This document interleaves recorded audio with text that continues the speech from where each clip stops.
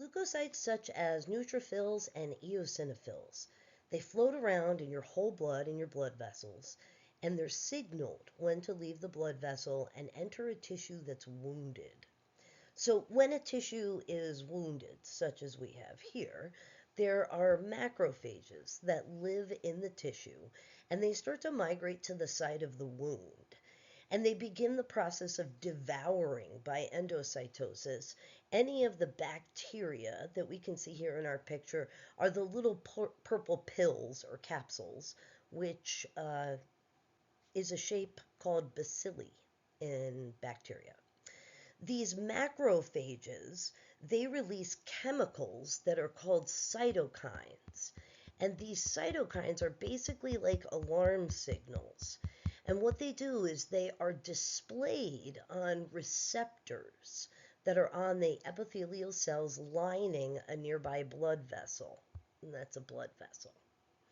This is how leukocytes in the blood vessels know that it's time to get out of the blood vessel and enter the tissue and join the party at the wound. Neutrophils, which is this pink cell right here, they start to slow down and they adhere to the blood vessel wall near the site of infection. And leukocytes, they basically end up binding to those surface molecules that are displayed, and they stick very firmly through a process known as margination. The next thing they do is they undergo something called diapedesis, which is where they squeeze through the endothelial cells, like down here, and they exit the bloodstream. The blood vessel dilates in order to allow this.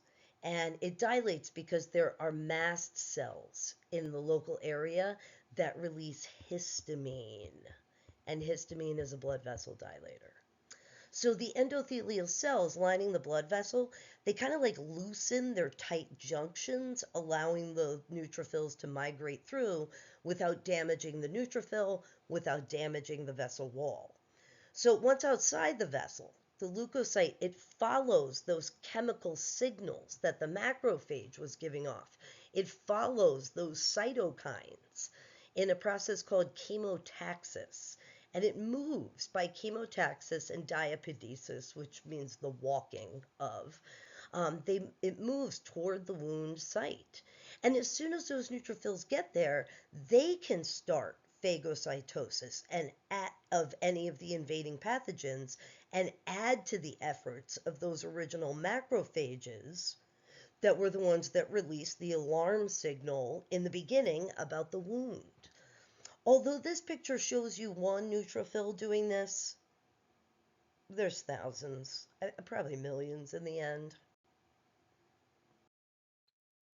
Why don't we just list or name all of the white blood cells that are here? So all of these cells right here are called lymphocytes.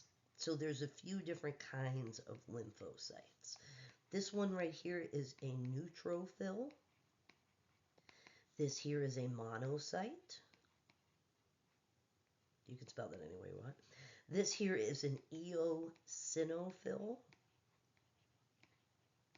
And this one here is a basophil. And so these 5 that I have labeled here are the 5 different types of leukocytes or white blood cells. They also appear in your blood characteristically with certain percentages. And this is one of the very few mnemonics that I know. But I know that white blood cells appear in your blood in this abundance. Never let monkeys eat bananas. So you should always have a lot of neutrophils, right? Second to that is lymphocytes, then monocytes. You only get eosinophils or basophils when there's something wrong in your body. In fact, I think basophils, like their target is like 3%. So if you have like 4%, it means you have a major allergic reaction going on somewhere.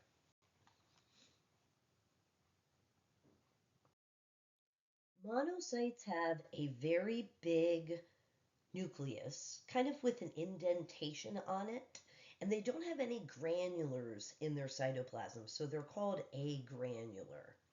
Monocytes, they float around in your blood and then they enter into your tissues like the liver, the lungs, the skin, and then they take up permanent residence. They don't go back to the blood. Once they end up in the tissues, they end up with receptors that help them eat or phagocytose certain cells or any foreign invader that's commonly encountered in those areas. Interestingly, B cells have the same types of receptors. Monocytes, though, can enter tissues and become macrophages, where they eat items in the cell, in the tissues through endocytosis. And they usually use carrier-mediated endocytosis, so there are receptors that are being matched up. Monocytes can also turn into dendritic cells, which didn't eat tissue, it drank the fluids, and therefore dendritic cells are called penocytes, cells that drink interstitial fluids. Dendritic cells are also very common in lymph nodes. In your blood, there are two of these white blood cells that are called microphages, neutrophils and eosinophils, both which have multi-lobed nuclei and both which have light pink staining granules in their cytoplasm. The granules in the eosinophils are much larger and a lot redder than the pink tiny granules in the neutrophils. And this is what gives neutrophils and eosinophils kind of a pink cytoplasm. I want to be honest with you though, neutrophils commonly show up as having a little bit more of a purple cytoplasm. But the hallmark giveaway for neutrophils is this multi-lobed nucleus. And neutrophils are also the most common leukocyte found in blood. So when in doubt, if you know you have a white blood cell but you don't know what kind it is, guess neutrophil. They're 60% present. As you age, neutrophils gain more and more compartments to their nuclei as they record the pathogen they encounter in the DNA. For example, if you get chickenpox, your body records how to fight chickenpox in your DNA. And it stores that DNA in the nucleus of your neutrophils. So eosinophils, which are also microcytes, they're another granular leukocyte. They stain red, but they're parasitic fighters. If you're infected with a digestive parasite, eosinophils will come to the rescue. Basophils are the only granular leukocyte that has purple granules in the cytoplasm. The granules are also usually quite large, so large that they obscure the nucleus and they can make the nucleus very hard to see. Similar to eosinophils, though, these basophils, they only react to something very specific, which are allergies. The purple granulars contain heparin and histamine, two molecules that respond to allergic reactions. Heparin and histamine, among other things, they vasodilate your blood vessels, allowing spaces large enough for neutrophils to leave the blood and enter into the tissues.